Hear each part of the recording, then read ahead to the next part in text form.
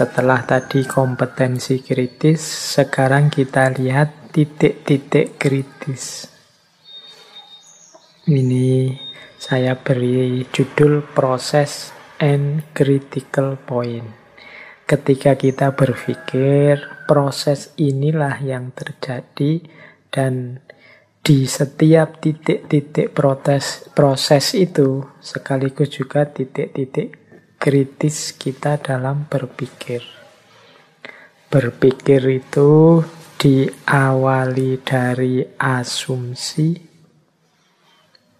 Asumsi itu kan apa yang sudah ada di kepala kita tentang objek yang sedang kita pahami. Ini pasti ada. Kalau tidak punya asumsi-asumsi, jangan-jangan kita tidak bisa berpikir.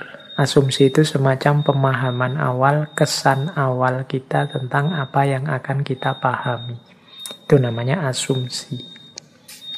Dalam hidup ini kita berawal dari asumsi-asumsi. Nah, bahkan sejak fase asumsi, kita sudah bisa menerapkan kaidah-kaidah kritis. Misalnya, ada yang mengasumsikan orang Indonesia itu bangsa yang males-males, tidak mau serius berjuang. Nah, ini nanti kan asumsi ini jadi kacamata waktu memahami orang Indonesia. Nah, sejak asumsi sudah bisa kita kritisi. Apa cocok asumsi itu?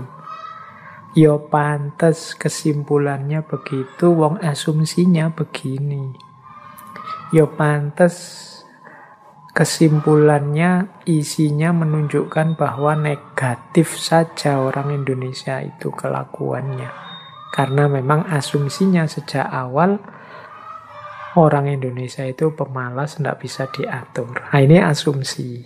Jadi sejak asumsi sudah mulai bisa dikritisi. Kalau teman-teman sedang ingin memahami atau mengkritisi gagasan seseorang, boleh mundur sampai ke level asumsi. Siapa sih orang ini? Apa sih yang ada di kepalanya? Nah, itu biasanya menentukan isi pikirannya.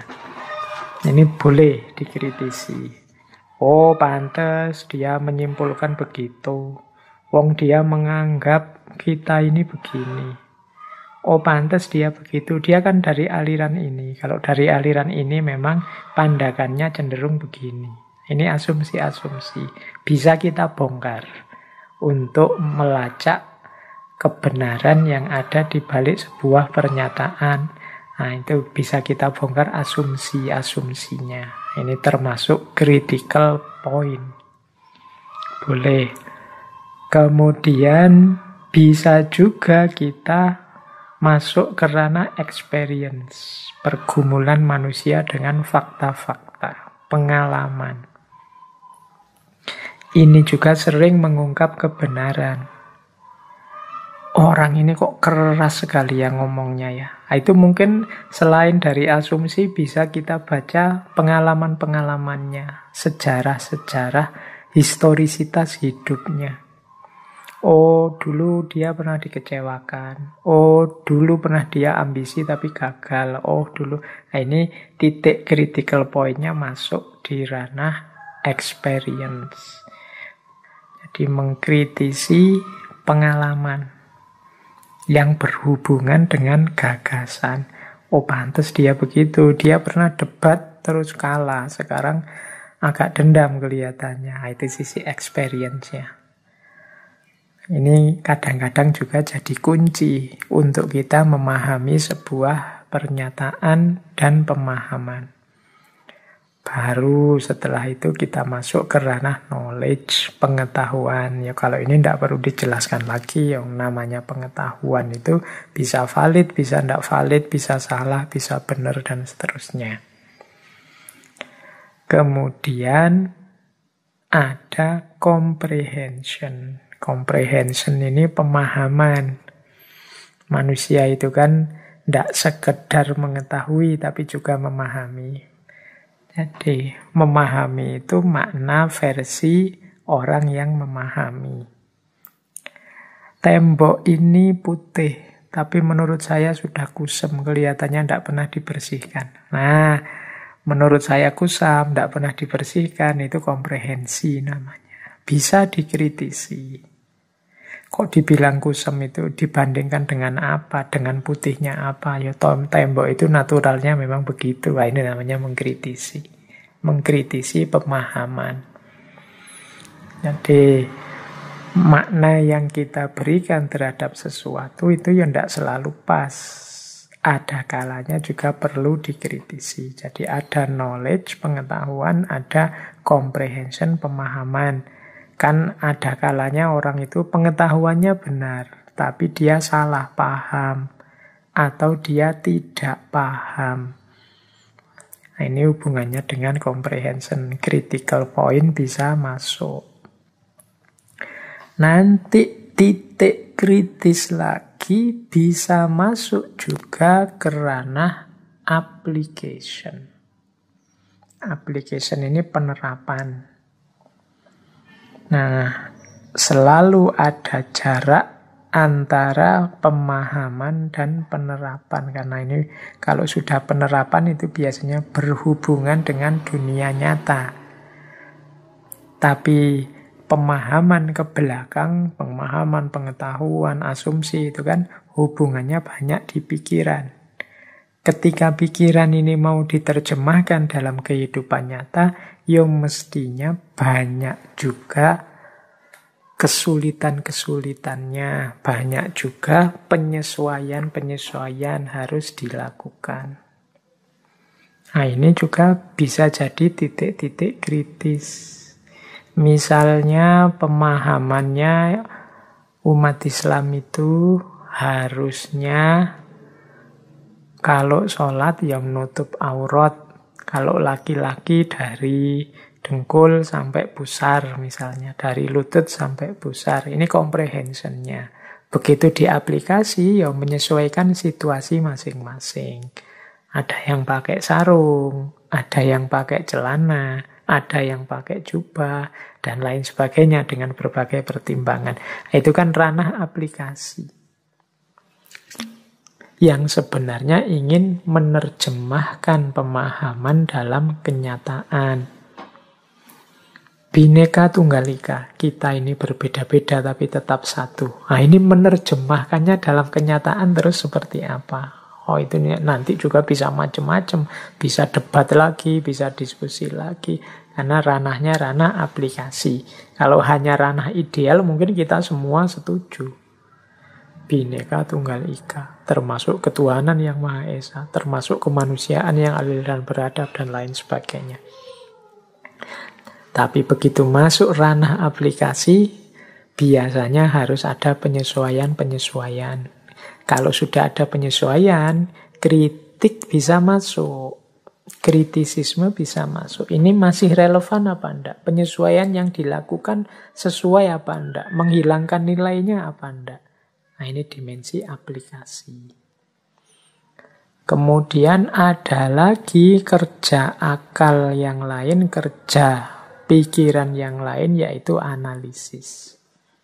Analisis ini ya membaca, menguraikan, memetakan, mengklasifikasi, dan lain sebagainya. Menganalisis, oh situasinya memang begini-begini. Sehingga kalau kita ingin menyelesaikan ini, jalannya harusnya melalui ini. Unsur-unsurnya ada 5, harus kita selesaikan satu-satu, step, dan seterusnya. Ini namanya analisis. Jadi mengurai masalah dalam unit-unitnya, kemudian memetakan mana yang utama, mana yang pendukung, mana yang tambahan, dan seterusnya. Ini cara menganalisis. Jadi menguraikan masalah. Ini juga kritik bisa masuk. Loh, kok prioritasnya itu? Kok yang utama itu, bukan yang ini? Nah, ini analisis namanya. Mengkritisi analisis. Kok kategorinya santri, priayi, abangan? Apa memang begitu? Apa masih relevan sekarang analisis seperti itu? Nah, ini namanya kritik. Critical point. Kita bisa masuk. kok dibilang bahwa kalau orang kota itu egois, tidak mau kerjasama, kalau orang desa itu rukun, suka mudah diajak kerjasama. Apa masih relevan pandangan ini? Itu kritik pada analisis. Nanti ada lagi proses kritis itu di level sintesis. Sintesis ini penyatuan, atau mudahnya ya penyimpulan. Ketika kita menyimpulkan sesuatu dari banyak dasar, banyak argumen, terus kita simpulkan, berarti memang enaknya kita ini bubar saja maka urusan selesai. Oh, itu penyimpulan namanya. Ini kritik juga bisa masuk. Termasuk critical point. Dan yang terakhir, evaluasi. Evaluasi itu menilai kembali yang tadi sudah diungkapkan, tadi sudah dibahas, sudah disimpulkan.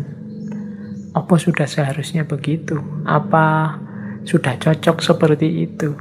Masih ada kurang-kurangnya kah? Kurangnya di bagian mana? Kekurangannya vital apa enggak? Dan seterusnya. Ini namanya evaluasi.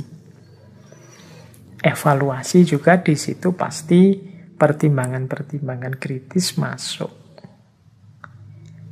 Jadi, teman-teman yang ingin mengembangkan perilaku kritis bisa masuk di level-level proses berpikir ini. Bisa masuk di asumsi, bisa masuk di experience, bisa masuk di knowledge, bisa masuk di comprehension, application, analisis, sintesis, maupun evaluation.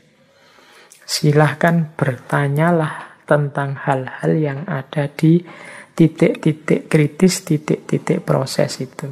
Disitulah nanti kita ditantang untuk mengkritisi atau berpikir kritis. Oke, kita lanjutkan lagi.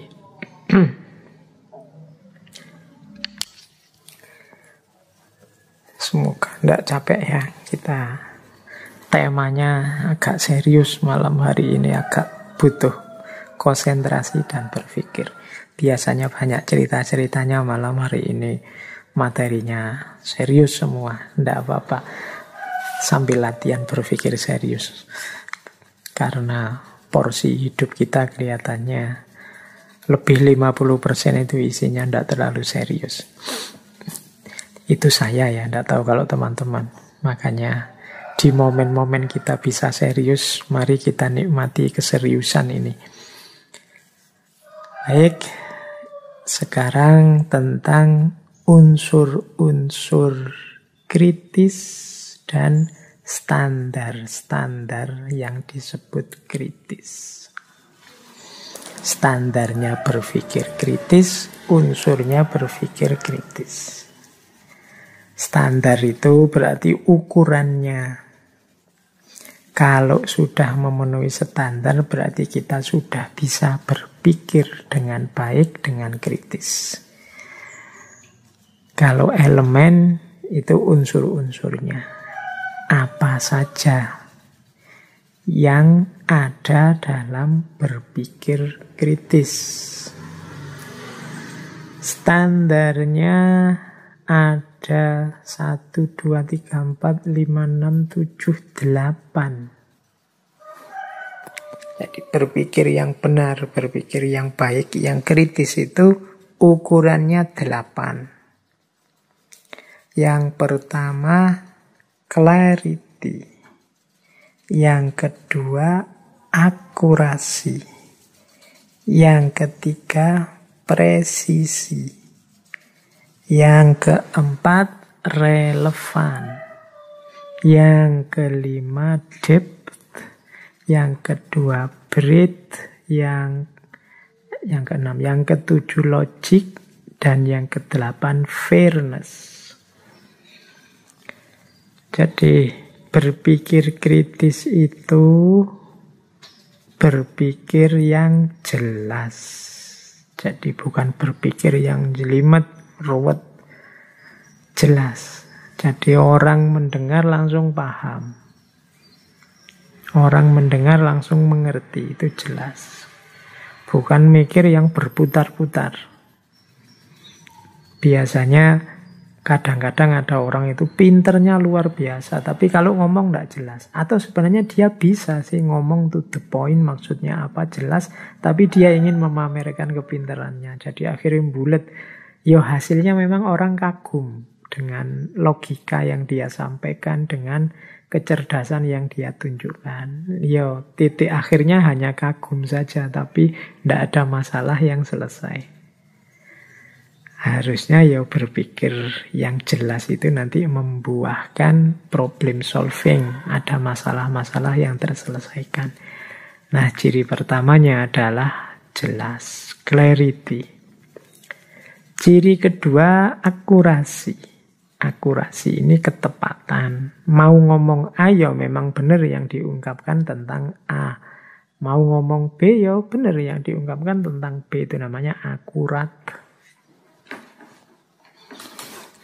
Jadi selain jelas juga akurat. Ndak muter-muter ngalor ngidul, to the point, apa adanya dan pas. Nah, itu akurat namanya. Terus yang ketiga presisi. Kalau presisi ini menyeluruh, semuanya kena. Jadi tidak yang harus masuk, masuk. Yang harus tidak masuk, sudah tidak masuk. Itu namanya presisi. Jadi ada clarity, ada akurasi, ada presisi. Yang harusnya dibahas, dibahas. Tidak ada yang ketinggalan. Yang tidak perlu dibahas, tidak harus dimasukkan. Biasanya kalau tidak jelas, tidak akurat itu cenderung tidak presisi. Kalau orang ngomongnya bulet aja, kemungkinan dia ngalor ngidul kemana-mana, tidak presisi. Yang tidak harus dibahas, dibahas. Yang harus dibahas malah tidak terbahas. Kalau tidak akurat juga pastinya tidak presisi. Karena kalau tidak akurat ya melebar kemana-mana. Kemudian relevan. Nah, relevan ini tadi di atas banyak. Sebelumnya kita jelaskan bagaimana berpikir yang relevan. Berarti apa? Produk pikiran kita itu cocok dengan problem permasalahannya. Sehingga orang bisa menilai ini manfaat apa enggak, sesuai apa enggak, ada gunanya apa enggak. Itu karena relevan tadi. Kalau enggak relevan, ya sudah enggak nyambung sejak dalam pikiran. Ini orang ngomong politik, dia malah ngomong tentang hati. Ini orang ngomong tentang budaya, dia malah ngomong tentang apa. Jadi nggak nyambung. Jadi namanya nggak relevan. Nggak relevan ya saya bilang tadi bukan berarti salah, tapi ruang waktunya nggak pas. Yang engkau sampaikan itu benar, tapi saatnya keliru. Harusnya nggak saat itu, atau harusnya tidak dalam situasi itu. Nasihat untuk semangat itu kapan diberikan? Nasihat untuk sabar itu kapan diberikan? Nasihat untuk jangan takut itu kapan diberikan? Nah, ini urusan relevansi. Jangan takutnya itu benar. Cuma diberikan pada siapa, kapan, itu kalau pas ya namanya relevan. Kalau tidak pas namanya tidak relevan. Itu urusannya relevansi. Kemudian mendalam, depth. Jadi mendalam itu ya tidak sekedar melihat tampilannya saja, tapi masuk ke dalam. Itu berpikir kritis itu berarti mendalam. Iya sih, kalau dari luar sih kelihatan senyum-senyum. Coba diwawancara lebih jauh. Kira-kira apa memang dia bahagia? Atau senyumnya senyum putus asa. Nah ini tidak bisa disimpulkan dari senyumnya, harus diteliti sampai dalam. Kelihatannya sih masyarakat di desa saya ini rukun-rukun saja. Tapi kemarin ada masalah kecil saja, kok terus meledak begitu ya. Jangan-jangan yang tampak selama ini hanya tampilan luarnya saja, yang dalamnya sebenarnya tidak rukun. Nah itu deh. Jadi menganalisis sampai dalam. Tidak sekedar melihat tampilannya saja. Makanya nanti di antara standar berpikir kritis itu mendalam. Berarti kalau ada yang tidak mendalam, ini bisa didekati secara kritis. Oh, sampean benar pikirannya. Cuma sampean hanya lihat aspek luarnya saja. Tidak melihat ke dalam. Kalau dari luar sih kelihatan memang maju, kelihatan memang sukses. Tapi coba ke dalam, itu akan ketahuan bahwa di dalamnya penuh intrik, di dalamnya penuh masalah. Nah, ini mendalam. Pentingnya kita berpikir sampai dalam. Kemudian breadth. Breadth itu meluas. Jadi meluas itu maksudnya apa? Ya tidak berpikir sempit. Banyak hal yang terjadi tidak bisa hanya dipahami dari kejadian itu saja. Dia harus dikait-kaitkan dengan kejadian-kejadian yang lain. Ini namanya berpikir meluas. Loh, jangan dilihat cuma demonya saja. Coba dilihat peristiwa-peristiwa yang mendahuluinya atau peristiwa-peristiwa di sekitar demo. Itu namanya berpikir meluas. Karena kadang-kadang justru kalau tidak dilihat hubungan-hubungannya secara luas, kita bisa salah paham.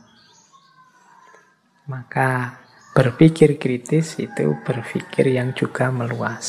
Tidak mencukupkan diri hanya melihat, pokoknya saya tidak peduli, saya hanya melihat ini saja. Itu kemungkinan bisa kita kritisi. Loh, kalau sampean melihat yang ini saja, nanti tidak melihat hubungannya dengan itu. Nanti tidak lihat hubungannya dengan ini.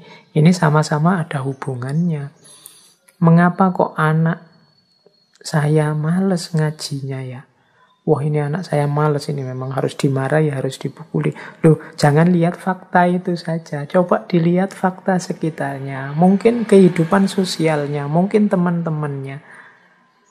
Atau mungkin jangan-jangan ya orang tuanya sendiri, yang bapaknya yang males ngaji, masuk anaknya dipaksa rajin ngaji. Auranya tidak nyambung, frekuensinya tidak nyambung. Ini memahami secara meluas. Tidak hanya dilihat dari si anak ini saja. Oke, wah, tetangga saya itu anaknya masih kecil, suka motoran, digeber-geber, padahal harusnya dia belum punya SIM, nanti kalau jatuh gimana.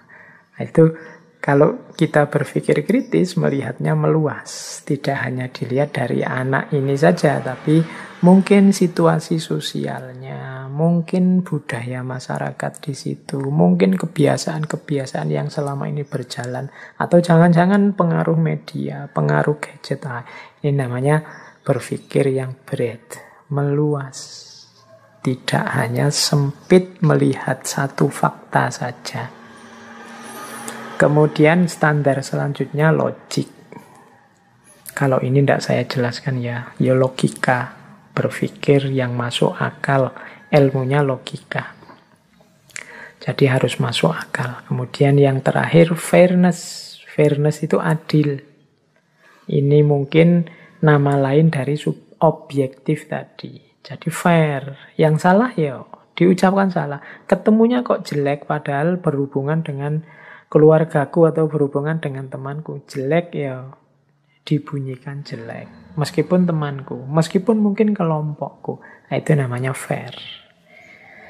Kalau tidak fair bisa dikritisi. Kalau tidak logik bisa dikritisi. Tidak luas bisa dikritisi. Kurang dalam bisa dikritisi. Tidak relevan, tidak presisi, tidak akurat, tidak jelas. Ini semua objek yang bisa kita kritisi. Berarti berpikir kritis itu berpikir yang jelas, berpikir yang akurat, berpikir yang presisi, berpikir yang relevan, berpikir yang mendalam, berpikir yang masuk akal, dan berpikir yang adil.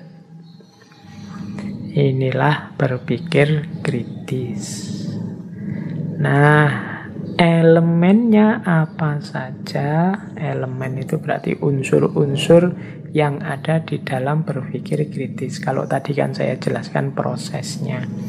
Kalau ini apa sih isinya pikiran yang kritis itu? Yang pertama question. Ya question itu terjemahannya pertanyaan. Maksudnya ya problemnya jelas. Nah, itu question namanya. Makanya kemarin minggu pertama kita membahas tentang cara bertanya yang benar. Nah, itu hubungannya dengan question. Yang kedua, information. Jadi, informasinya. Yang ketiga, interpretation. Interpretation itu pemahamannya. Yang keempat, konsep. Nah, konsep itu ya isinya. Yang kelima, assumption, asumsinya. Yang keenam, implication, akibatnya. Yang ketujuh, point of view, sudut pandangnya. Yang kedelapan, purpose, tujuannya. Jadi dalam satu konstruksi berpikir kritis, di situ pasti ada problem atau pertanyaan, ada informasi, ada interpretasi, ada konsep, ada asumsi, ada implikasi, ada point of view, sudut pandang, ada purpose, tujuan. Problemnya apa sih? Ini question. Ini masalahnya apa? Intinya apa? Nah, itu question.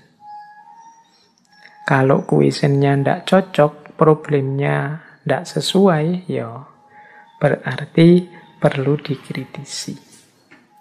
Yang kedua, information. Information itu berarti datanya dari mana? Jadi argumennya dari mana? Dasarnya dari mana? Itu information.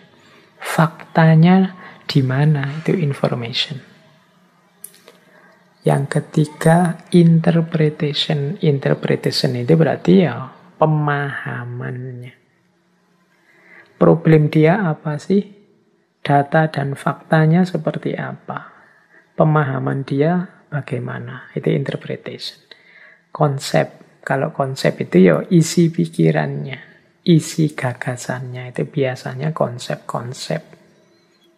Kemudian asumsi. Tadi sudah saya jelaskan ya tentang asumsi. Jadi pemahaman-pemahaman awal sebelum dia melakukan aktivitas pemahaman yang saat ini dilakukan. Itu asumsi.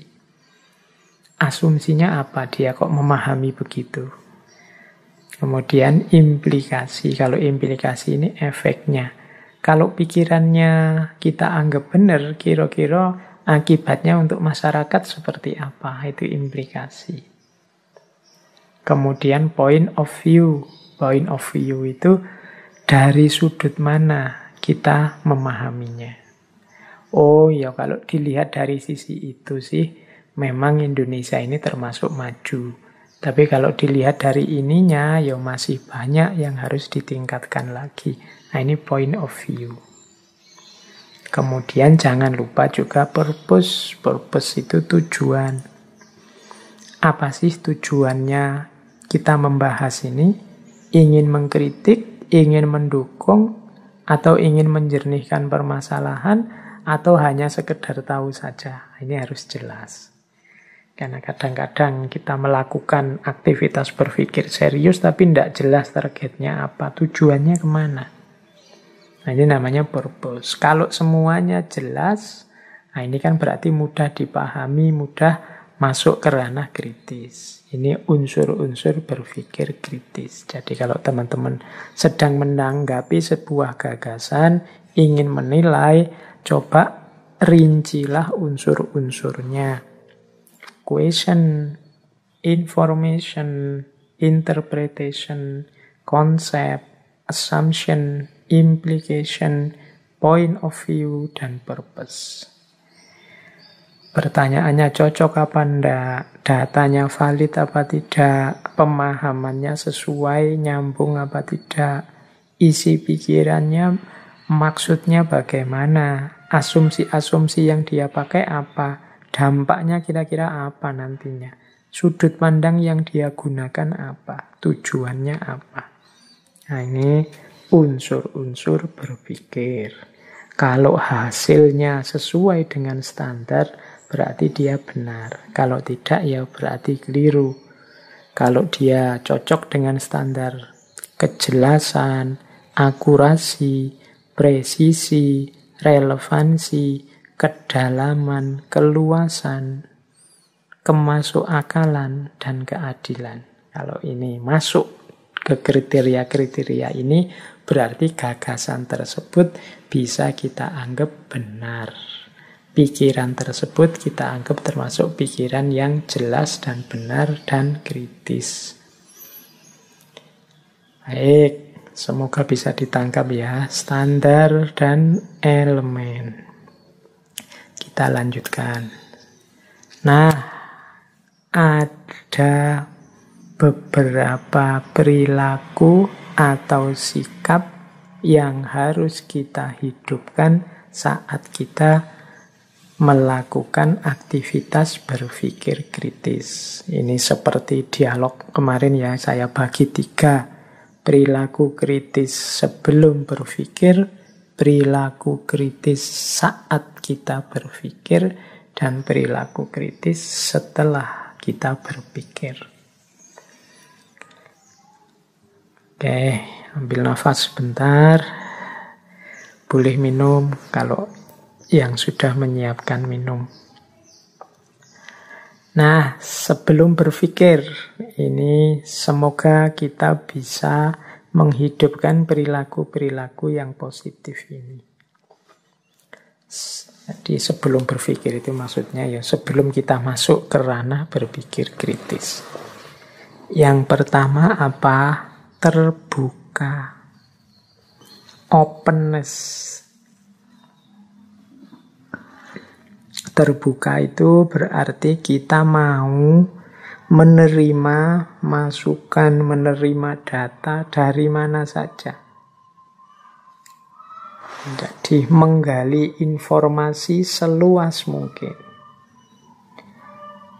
Kadang-kadang kita menyampaikan cara berpikir mbok kita ini yang terbuka, yang inklusif itu. Kalau diucapkan enteng, tapi begitu dijalani prakteknya agak susah. Apalagi keterbukaan terhadap orang atau kelompok orang yang kita benci. Itu biasanya kita sudah sama sekali mata dan telinga kita tertutup. Jadi pokoknya kalau dari dia atau tentang dia pasti salah dan jelek. Nah ini ya berarti kita tidak bisa menghidupkan kualifikasi yang pertama. Berarti kita akan sulit nanti untuk berpikir yang kritis. Orang kritis itu ya harus terbuka. Informasi dari mana saja dipersilahkan masuk. Meskipun juga tidak kok terus masuk itu terus diterima, diikuti. Ya enggak. Tapi sebagai informasi, sebagai data untuk diolah. Nanti diputuskan. Mana yang saya ikuti, mana yang tidak. Itu urusan nanti yang berbeda.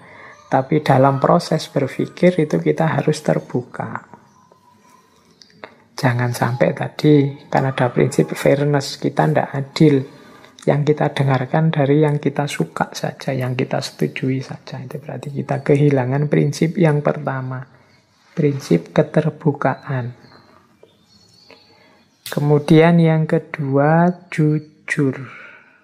Nah, jujur ini yang benar, ya disampaikan sebagai benar, yang salah dipahami dan disampaikan sebagai salah.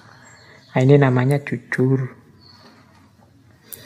Ya, kelihatannya sepele juga, tapi penerapannya ternyata juga tidak sederhana.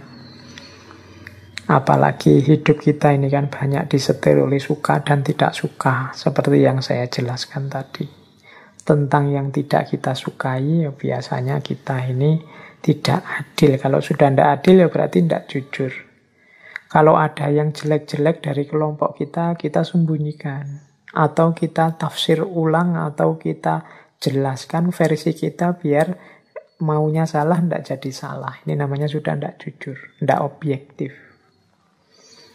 Berpikir kritis harus jujur. Kalau tidak punya kualifikasi jujur, ya nanti hasilnya pasti tidak memuaskan. Yang ketiga, ingin tahu. Jadi ini gandengannya terbuka tadi ya. Diri kita terbuka. Kalau terbuka itu kan kesannya pasif. Dari mana-mana masuk. Tapi juga ada unsur aktifnya, yaitu ingin tahu. Tidak menerima begitu saja apa-apa yang masuk. Nah, itu ingin tahu namanya. Di antara mentalitasnya ilmuwan itu ingin tahu.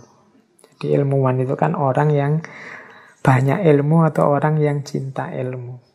Dia tidak mudah puas dengan yang dipahami saat ini. Dia merasa selalu kurang saja. Itu berarti punya mental ingin tahu. Kemarin di sesi pertanyaan itu ya sudah saya jelaskan tentang curiosity. Daya ingin tahunya manusia. Yang ketika dia dewasa sering hilang. Karena ditelan oleh common sense, kebenaran-kebenaran sosial yang belum teruji. Yang keempat, perilaku kritis sebelum berpikir adalah skeptis. Ya skeptis ini kalau diterjemahkan letterlek ya ragu-ragu. Maksudnya meragukan. Kalau ada orang ngomong A, tidak kesusu ditelan, tidak kesusu diterima. Diragukan dulu. Apa iya benar? Loh ini ada dalil Al-Qur'annya ya. Iya sih saya tahu ada ayatnya. Tapi apa pemahaman ayat itu harus begitu? Harus seperti itu. Tidak adakah pemahaman yang berbeda? Nah, itu namanya skeptis.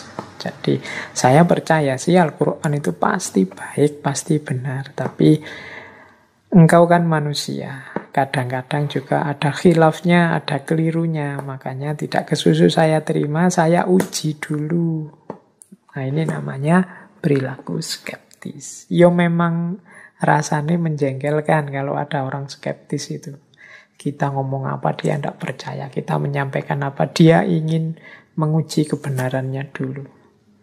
Tapi kalau tidak ada sikap skeptis, nanti kita bisa mudah tertipu, mudah tertelan berita-berita palsu. Mengapa hari ini merajalela banyak terjadi hoax, berita palsu, yang padahal bohong tapi kok viral? Ya karena jangan-jangan kita sudah kehilangan perilaku skeptik. Jadi perilaku yang tidak mudah percaya begitu saja tentang sesuatu. Oke, jadi perilaku kritis yang keempat, skeptik. Perilaku kritis yang kelima itu optimis. Jadi optimis itu ya saya sekarang belum tahu, tapi saya akan berusaha. Pada saatnya saya akan ketemu kebenaran, itu optimis. Ya saya masih skeptis ini, masih ragu-ragu dengan kebenarannya. Akan saya kejar. Pasti ketemu apakah ini berita benar apa berita palsu. Ini berarti sikap optimis. Percaya diri. Yakin bahwa aku mampu dengan usaha yang maksimal untuk menemukan kebenaran. Nah, ini sikap optimis. Jangan pesimis. Kalau pesimis itu biasanya tidak percaya diri. Wah, apalah saya ini Pak. Mungkin saya ya tidak mampu. Pingin sih Pak sebenarnya saya itu tidak termakan hoax. Saya tidak ikut-ikutan viral-viralan. Tapi ya gimana lagi lah Pak. Situasinya hari ini seperti ini. Itu mental pesimis namanya. Percayalah kalian pasti bisa kalau mau. Kalian pasti mampu kalau memang niat. Jadi optimislah untuk bisa menemukan kebenaran. Ya kalau tidak optimis kamu pastinya males untuk berpikir kritis. Jadi tetaplah optimis. Kemudian selain optimis adalah berani. Jadi berani ini kalau di situ saya tulis diutamakan berani. Kalau memang salah, yang kalau pakai peribahasa sih berani karena benar, takut karena salah. Cuma yang dimaksud di sini berani untuk menanggung resiko salah. Biasanya orang itu kalau tidak berani salah, itu kan tidak berani ngapa-ngapain. Mau sih Pak ke sana, tapi nanti kalau keliru gimana? Pingin sih Pak nulis, tapi nanti kalau diketawain orang gimana? Akhirnya tidak jadi nulis. Ini bukan karakter pemberani. Pemikir kritis itu berani. Jadi tidak sekedar pasrah saja mengikuti pikiran orang lain, dia juga berani untuk melakukan analisis, melakukan evaluasi, membangun gagasannya sendiri. Nah nanti kalau salah gimana? Ya kalau salah diluruskan. Pasti banyak orang yang bersedia meluruskan. Jangan minder. Kadang-kadang kita itu sebenarnya tahu, tapi tidak mau tampil karena tidak percaya diri. Karena pesimis dan tidak berani. Ini kalau saya sambung dengan teorinya Imam Ghazali yang tadi saya sebut di depan, yang seperti ini itu adalah orang yang tidak tahu kalau dia itu sebenarnya tahu. Jadi orang ini tidak sadar, kamu itu sudah pinter, kamu itu sudah mampu, kamu itu sudah ngerti.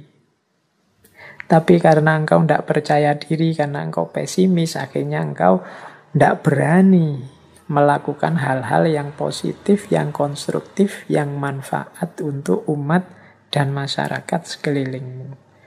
Beranilah. Kalau versinya Imam Ghazali, menghadapi orang semacam ini itu seperti orang tidur. Orang tidur berarti apa? Bangunkanlah. Sadarkanlah dia bahwa dia mampu. Sampean itu hebat kok.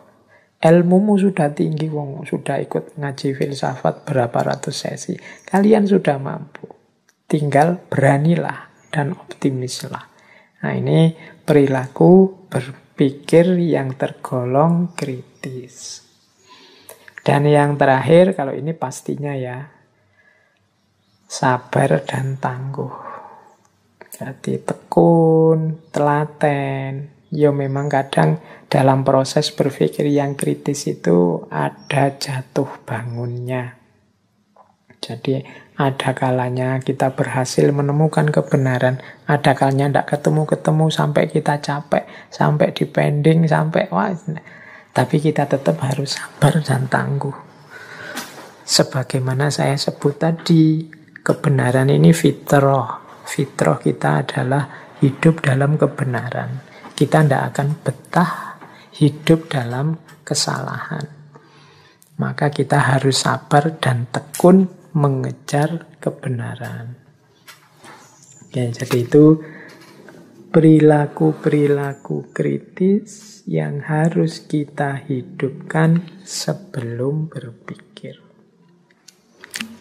Selanjutnya, kalau ini perilaku kritis saat berpikir.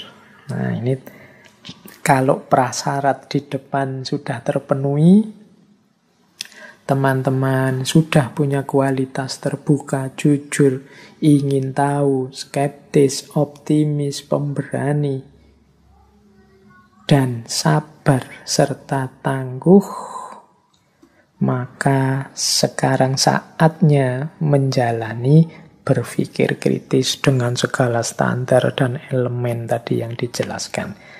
Sikap mental apa yang harus kita miliki di sini? Di catatan saya, saat kita berpikir, perhatikan beberapa karakter yang harus kita miliki. Yang pertama apa? Spekulatif.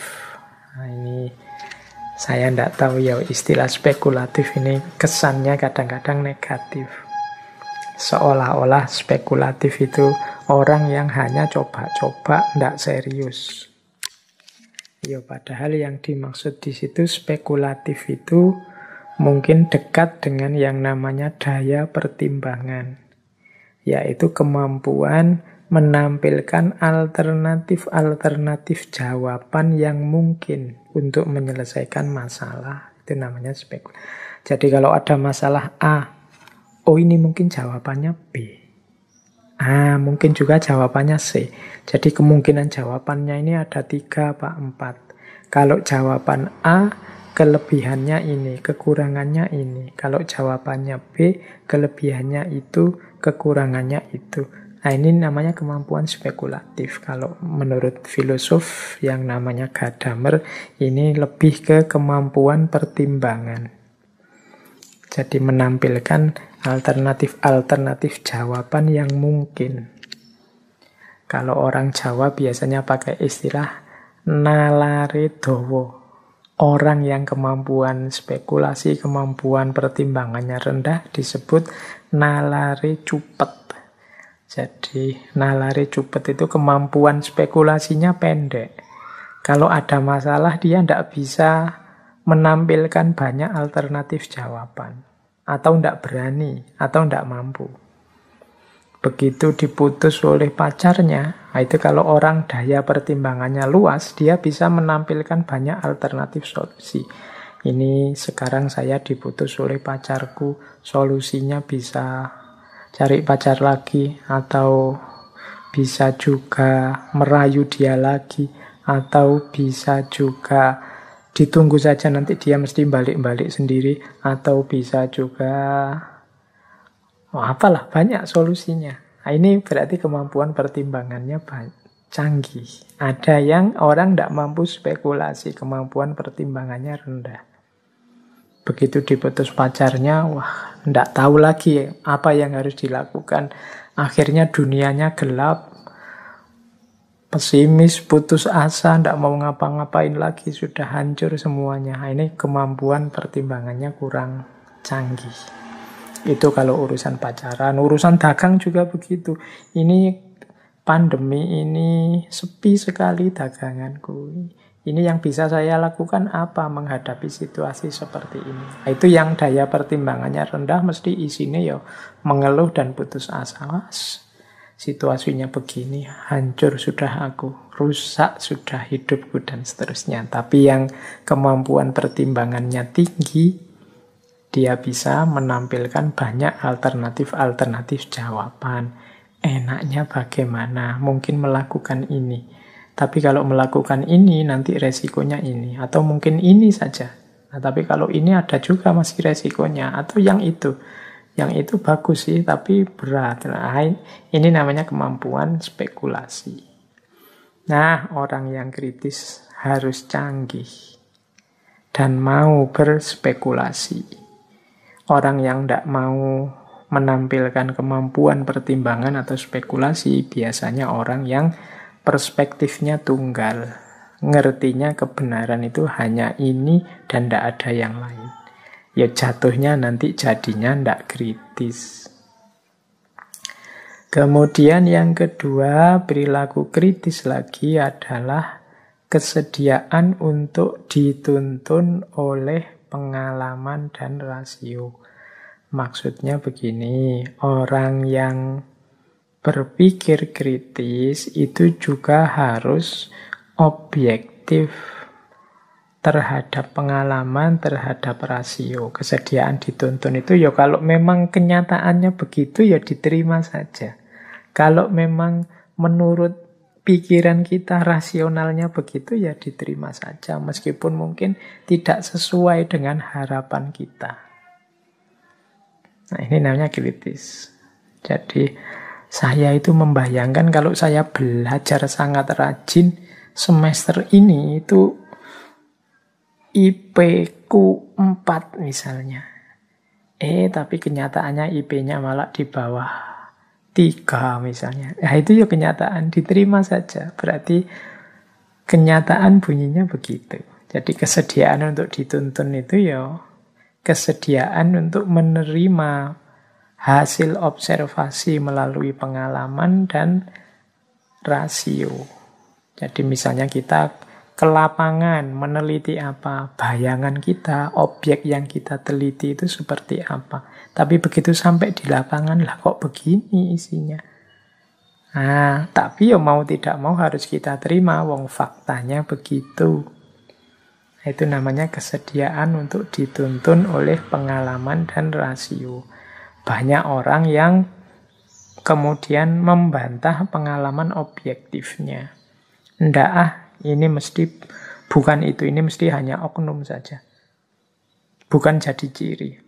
Ini mesti hanya kasuistik saja, tidak jadi yang utama. Ini biasanya ciri-ciri tidak bisa menerima pengalaman dan rasio. Yo harus diterima wong kenyataannya begitu. Meskipun kalau memang masalah, yo kita lanjutkan ke aspek problem solvingnya. Cara menyelesaikan masalahnya gimana. Dan ini nyambung dengan ciri selanjutnya, siap menerima temuan. Jadi, walah saya meneliti berbulan-bulan, kesimpulannya ternyata ini. Ya sudah, harus mau diterima, ya memang hasilnya itu mau diapakan lagi. Ini termasuk kritis juga. Jadi kritis itu tidak boleh mengingkari temuan kita sendiri. Wong kita sudah menjalani proses berat kan sejak awal tadi dengan langkah-langkahnya, standarnya, elemennya. Ketemunya ternyata tidak sesuai harapan, ya tetap harus diterima. Siap menerima temuan, faktanya begitu. Hari ini tuh kan banyak orang yang tidak siap melihat fakta, melihat temuan. Sehingga fakta yang objektif, yang sudah jelas benar salahnya diolah, dimanipulasi biar sesuai dengan keinginannya. Ini kadang-kadang sampai ke level menipu dirinya sendiri. Jangan lupa saya bilang tadi, kebenaran itu fitrah. Kalian akan gelisah terus kalau hidup di ranah yang kalian tahu padahal itu sebenarnya salah, keliru. Jadi berpikir kritis berarti siap menerima temuan apapun. Yang keempat, kritis berarti siap menghadapi kesalahan. Kita ini bukan malaikat, kita ini juga bukan yang tahu segalanya dan mampu segalanya. Kadang-kadang kita juga keliru, kadang-kadang kita juga salah. Ya kalau memang terbukti walah ternyata salah saya tadi, ada data yang belum masuk, ada proses yang saya loncati, berarti temuan tadi salah. Ya diakui salah. Jangan ngeyel. Jadi siaplah menerima konsekuensi bahwa aku ini manusia yang bisa salah. Itu justru bagian dari perilaku kritis. Dan yang terakhir, saat berpikir, jangan lupa kita harus siap bersedia untuk menangguhkan keputusan apabila memang belum ketemu jawabannya yang benar. Jadi kebenarannya masih belum ketemu ini. Saya sudah meneliti kemana-mana, saya sudah mencari data, cari argumen kemana-mana, ternyata juga belum ketemu. Ya ditangguhkan dulu. Ditangguhkan itu berarti ya masih dalam proses, masih harus disabari. Jangan ngarang, jangan nekat. Jadi siap menangguhkan keputusan. Jadi ditunggu dulu sampai memang benar-benar ketemu hasilnya. Tidak boleh ngawur. Kalau ngawur karena urusan kebenaran. Kalau diawur nanti malah merusak semuanya. Oke, jadi ada 5 perilaku yang harus kita hidupkan saat kita berpikir. Yang pertama spekulatif, yang kedua siap dituntun oleh pengalaman dan rasio, yang ketiga siap menerima temuan, yang keempat siap menghadapi kesalahan, dan yang kelima siap menangguhkan keputusan. Yang terakhir, saat kita selesai, sudah menemukan kebenaran, ada 2 perilaku yang harus kita hidupkan. Yang pertama adalah toleran, dan yang kedua adalah tentativity.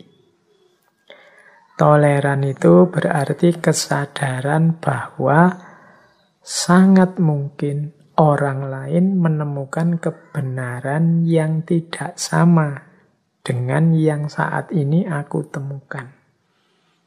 dan tetap aku hargai temuannya, hasil jerih payahnya. Itu namanya toleran. Jadi menurutku kebenaran yang cocok itu ini, dan dia mungkin saja punya kesimpulan yang berbeda dengan aku, tapi tetap aku menghargainya. Meskipun aku tetap yakin yang benar ya kebenaranku. Ini namanya toleran. Jadi orang yang tidak mampu toleran itu nanti biasanya yang dikembangkan perilaku konflik.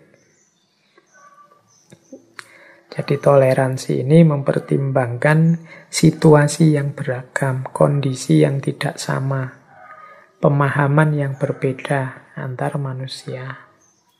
Yang kedua, tentatif. Tentatif itu kesadaran bahwa yang aku temukan sebagai kebenaran saat ini itu ya sesuai batas-batasku, dan juga pastinya tidak terlepas dari kekurangan-kekuranganku. Maka kebenaran yang aku temukan saat ini itu ya bukan sesuatu yang mutlak. Saya yakini hari ini yang benar ini, tapi kalau besok ada fakta baru, data baru, argumen baru, dalil baru yang lebih kuat, ya saya ikut yang lebih benar dengan argumen yang lebih kuat. Nah, ini namanya tentativity. Jadi tidak memutlakkan pandangannya sendiri. Nanti ada tokoh kajian Islam kontemporer namanya Muhammad Arkun yang mengkritik gaya beragama manusia hari ini itu banyak yang kehilangan kesadaran tentatif. Sehingga akhirnya mereka menyembah pikirannya sendiri atau mensakralkan pikirannya sendiri. Kalau dalam bahasa Arab ini menggunakan istilah takdisul afkar, sakralisasi pemikiran. Karena dia tidak siap untuk berubah. Tidak menganggap bahwa pikirannya itu mungkin saja keliru. Dianggapnya pasti baik, pasti benar. Sehingga disakralkan meskipun ada bukti, data, pendukung argumen yang baru yang menunjukkan itu keliru, tidak diakui sebagai keliru. Baik, semoga teman-teman bisa menangkap dan menghidupkan perilaku sebelum berpikir, perilaku saat berpikir, dan perilaku setelah menemukan kebenaran setelah berpikir. Baik, nah sekarang ini yang terakhir ya, waktunya sudah mau habis. Penghalang untuk berpikir kritis. Apa saja sih yang menghalangi kita untuk berpikir dengan jelas, dengan benar, dengan argumentatif? Yang pertama, penghalang berpikir itu adalah egosentrisme. Egosentrisme itu thinking self as center of attention atau self-centered thinking. Jadi egosentrisme itu keakuan. Pokoknya kebenaran itu ya aku. Yang aku anggap benar, pasti itu benar. Yang aku anggap salah, pasti itu salah. Nah, ini namanya egosentrisme atau self-centered thinking. Nggak iso dikalahkan. Merasa dia sendiri yang paling benar. Ini kalau orang punya kualitas egosentris, biasanya susah untuk berpikir kritis. Yang kedua, penghalangnya lagi adalah sosiosentrisme. Ini mungkin lanjutannya egosentrisme. Kalau tadi kan menganggap dirinya sendiri sebagai pusatnya kebenaran, kalau ini sosiosentrisme ini menganggap kelompoknya sendiri sebagai yang lebih superior, sebagai yang lebih benar. Nah, ini namanya sosiosentrisme. Ya sama-sama berlawanan dengan prinsip berpikir yang kritis. Jadi kalau tadi dirinya sendiri sebagai pusat kebenaran, kalau ini kelompoknya, lembaganya, organisasinya sebagai yang superior pasti benar. Ini jadi penghalang untuk kita berpikir kritis. Yang ketiga, unwarranted assumption. Asumsi yang tidak diuji. Jadi kita mengasumsikan sesuatu tapi tanpa dasar. Pokoknya Indonesia hari ini itu adalah negara yang mau hancur. Nah, terus kita membaca Indonesia dengan perspektif mau hancur ini sebagai asumsinya. Tapi ketika ditanya orang, dasarnya apa kok Indonesia ini dianggap mau hancur? Ya pokoknya rasanya begitu saja, dia pasti mau hancur. Nah, ini namanya asumsi yang tidak diuji. Tidak ada argumennya, tidak ada buktinya. Nah, ini juga menghalangi berpikir kritis. Kalau asumsinya sudah tidak teruji kebenarannya, ya hasil pikirannya kemungkinan juga tidak bisa dipertanggungjawabkan. Wong tidak ada dasarnya asumsinya tadi. Itu yang ketiga, unwarranted assumption. Yang keempat, wishful thinking. Wishful thinking ini mungkin mudahnya ya kita definisikan sebagai sejenis angan-angan. Jadi bukan hasil pemikiran yang serius, angan-angan tentang sesuatu yang tanpa dasar, tapi kita percaya bahwa ini benar. Atau kalau di situ saya tulis, believing something is true because one wishes it to be true. Hanya karena aku ingin ini yang benar, maka inilah pasti yang benar. Itu namanya wishful thinking. Itu. Dalam bentuk kasar itu mungkin seperti sakarepe dhewe. Pokoknya ini harus benar. Pokoknya ini yang benar. Ini wishful thinking. Padahal itu tidak ada dasarnya. Hanya karena aku percaya bahwa ini yang benar, terus kita ingin inilah yang pasti benar. Itu namanya wishful thinking. Kadang diterjemahkan ya angan-angan, khayalan. Ini juga menghalangi cara berpikir kritis. Kemudian ada juga relativisme. Relativisme itu pandangan serba relatif. Jadi kalau ada apa-apa, misalnya orang menyatakan kebenaran, apapun dia akan menanggapi, Allah itu kan hanya pendapat, Allah itu kan hanya pandangan. Jadi tidak akan sampai pada titik kebenaran.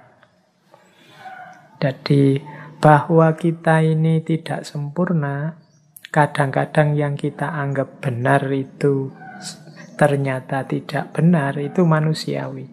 Tapi kita tidak bisa mengambil standpoint relativism total. Relativism itu ya kayak tadi, menganggap Allah itu hanya opini, Allah itu hanya opini. Akhirnya kita tidak bisa mengambil keputusan, tidak bisa memutuskan dengan dasar apa kita bertindak.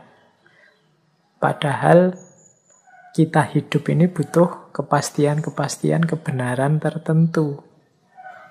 Dulu orang yakin bahwa bumi itu datar. Itu kan kemudian belakangan terbukti keyakinan itu tidak valid. Ya itu memang opini. Tapi zaman itu dengan keyakinan itulah orang berkreasi, orang berpikir, menghasilkan banyak teori.